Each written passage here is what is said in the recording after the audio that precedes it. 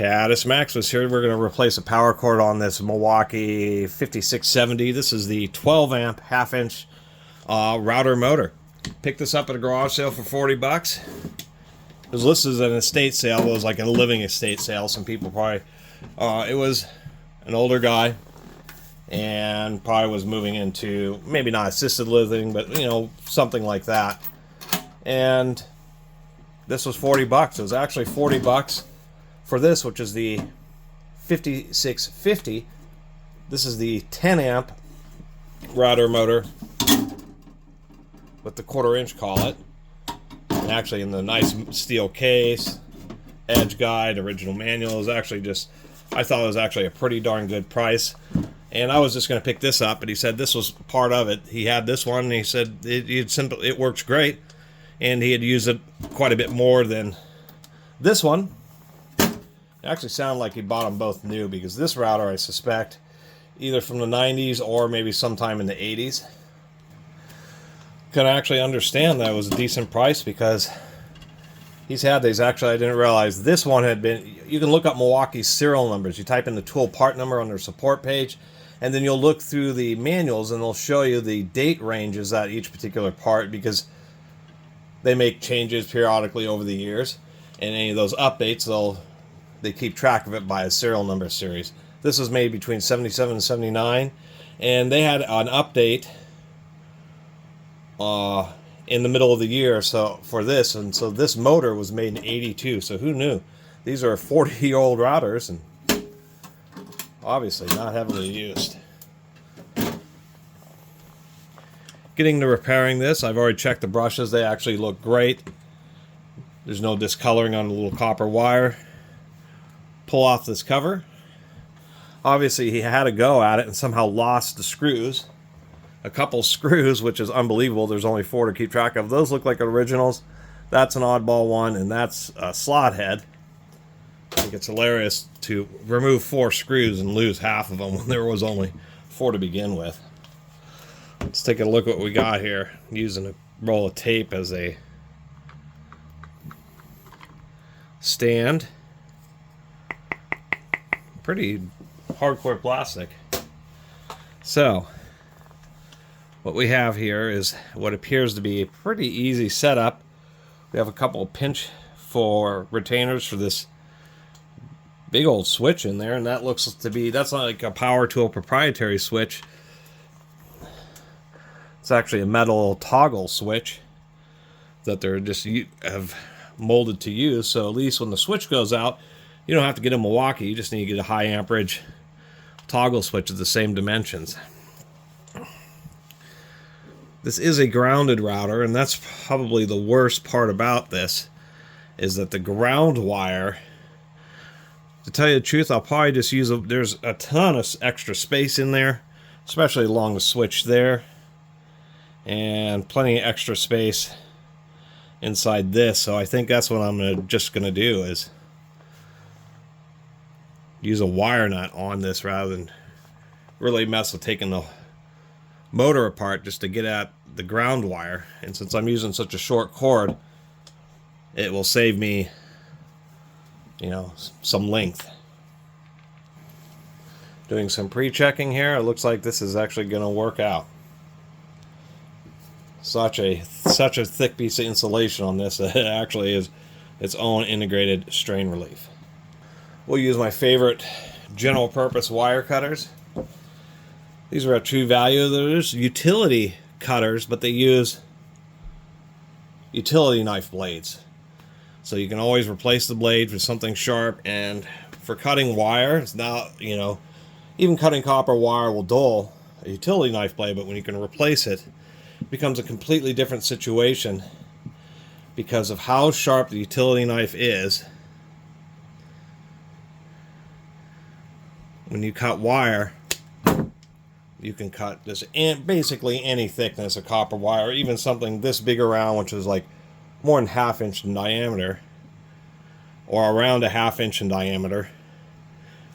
It's just such a fine edge that it doesn't compress anything. You can see it cut those conductors and they just stay totally round, which is actually really nice in a lot of situations, just to have such a just a really nice, fine, straight cut. I mean, once I started using these cut wire, I just haven't looked back because it just makes such perfect machine cuts.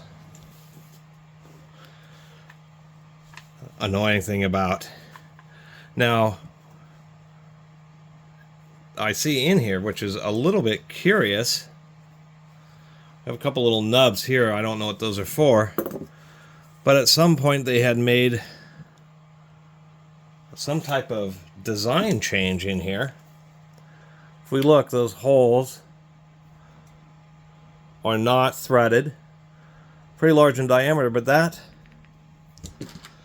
an area where there would be a cord pinch, and they decided to use just an overmolded strain relief instead of having a cord pinch. Even though it has a provision there, there's no overbuckle. Kind of an interesting design choice there. A lot of space under it, so you could easily through drill and put in little nut and bolts, or just find some really large diameter screws that might just fit with a pinch. But kind of interesting seeing that in there, and maybe if I ever replace the power cord again, I'll take advantage of that. Pulling out these wires is always kind of interesting. These are spring loaded, so you got to get like a little pick to get in there, to get right next to the wires and release tension on that.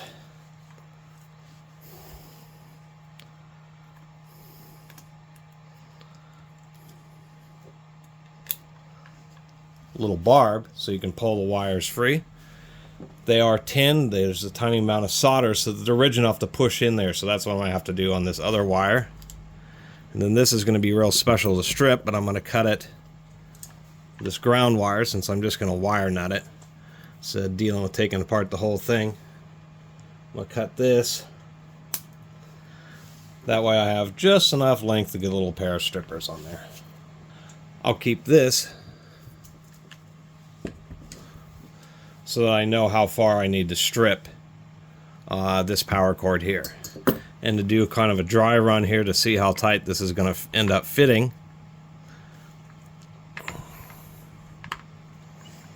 It turns out that this power cord may even be too thick. Although I'll be able to screw it down and get it pretty tight. Let it settle for a few minutes and screw it down some more, and it will be able to pinch around this cord. So this is probably just perfect. Would have been the same situation with this cord. When you're installing it, it would have been, it's a little bit softer material, but actually probably about the same hardness durometer as the insulation around this extension cord, but it also would have taken a fair amount of pressure to get it to bite in. Now I just stripped the wires. This ground wire is screwed in like right here, and so it's just a hassle to have to pull out these screws and pull top of the motor housing off just to get at the ground wire. So since there's a space for a wire nut, I'm going to use a wire nut. I'm going to use these types of strippers, which aren't my favorite, but in this situation they're the only size that really works.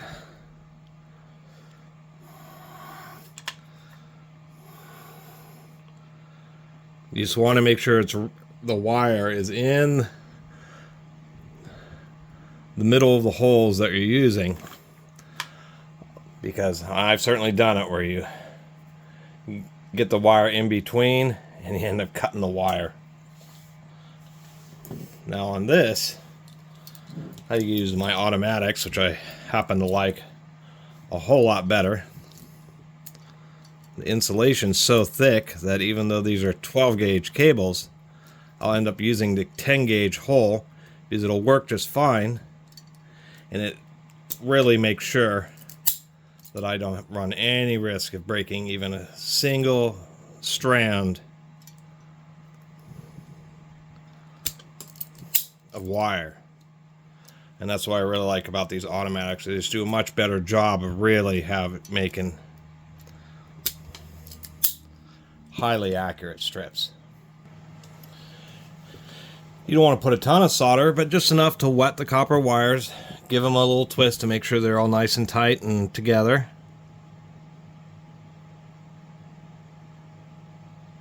A little bit of solder on the iron. As soon as it starts heating up the wire, you can just drive the solder into the wire itself.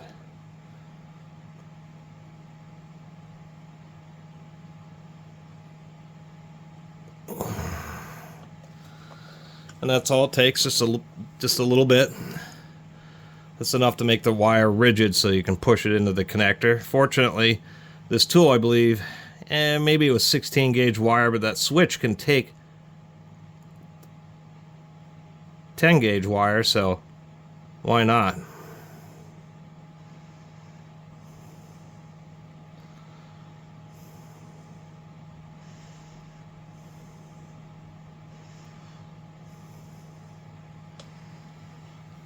And you know you're getting a good solder once the wire gets hot enough where you can just melt the solder. I could probably get a little more on this wire. Maybe both of them.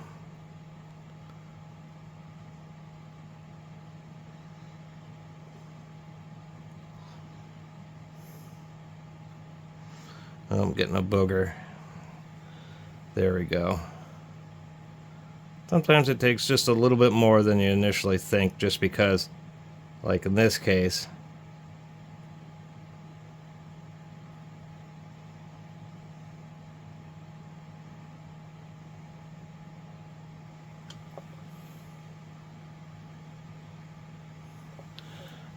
quite a bit of cross section. So I'll even be proper and use a proper green intended for ground situations. Grounding wire nut.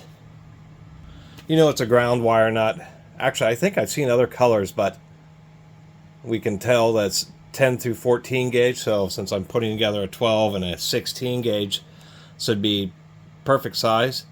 They have a hole through the end, so there's many times in grounding situations where the ground wire to whatever electrical box is pretty short and connected to the box, and you have other wires to connect to it. So what you can do is you can pass that wire actually through the top of the nut this way, and then separate wires coming in this way, and then twist them all together.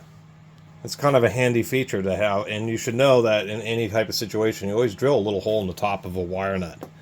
I'll also use my little Ideal Reed Reamer tool. This is also, ever see a screwdriver with a funky end like that? This is a wire nut wrench. Make sure I get a nice grip and get it good and tight. Once you've got these connections soldered, you want to make sure that you push them in. Grab a hole and use a pair of pliers. That way you can really get a firm grip and make sure that they fully seat. Getting wire nuts attached in tight situations is always kind of an adventure. You just want to really make sure the wires are even, the ends are really even so they get equal connection. Once we kind of get it started like that, then what I can do is kind of grab both wires a little bit lower, and this is actually why I brought that little wrench, but I don't know if I actually have space for it because it is just so tight in here. And I'm doing the ground wires first because those are the hardest.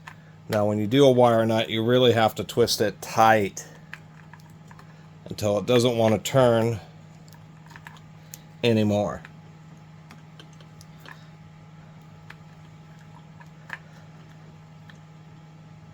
And it will twist and twist until it just decides that it kind of wants to stop, and you know you've gotten it tight enough.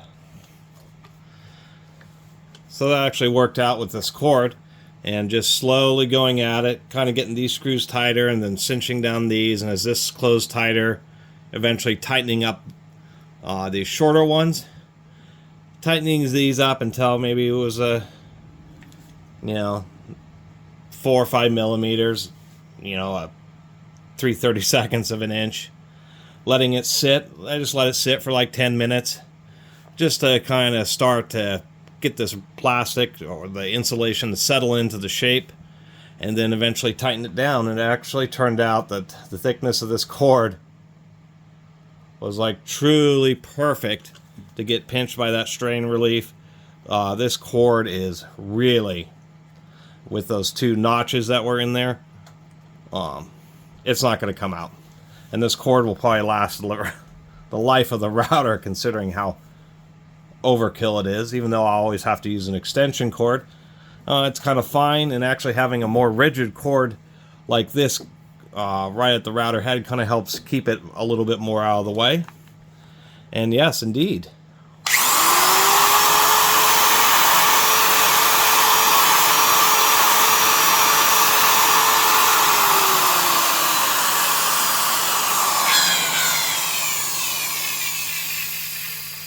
Cold bearings, and it's probably the upper bearing. I probably should have replaced that when I had it open, but it gives me an excuse to make another video of eventually replacing the bearings.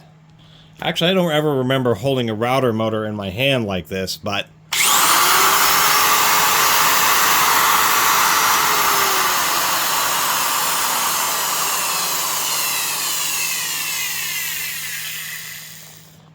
this certainly has some startup torque, being just 12 amps all at once when you kick it on, but this thing spins at 26,000 RPM, and no load, that is.